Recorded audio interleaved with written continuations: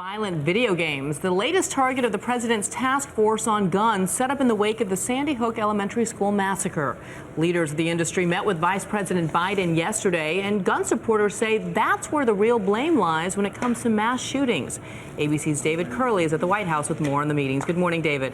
Good morning, Deanna. We are now just hours away from the vice president unveiling his recommendations on guns after that series of meetings. And as you mentioned, the latest with video game makers who said, don't blame us.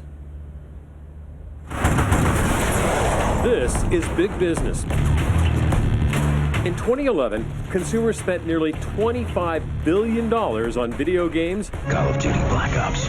And in this debate, some gun advocates blame those games and violent movies for sparking mass shootings by young men.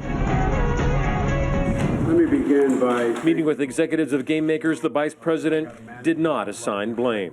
we're anxious to see if there's anything you can suggest to us to diminish the possibility, even if we only save one kid's life as a consequence. It was the killing, as the vice president said, the riddling of bodies of 6- and 7-year-olds at Sandy Hook Elementary that started this debate, with the most contentious meeting coming with gun groups. There is actually difference among them as well. It's not a uniform view. But the biggest, the National Rifle Association, was clear. It won't buy any of the administration's ideas to control guns. I don't have any comment on what anybody said about the meetings.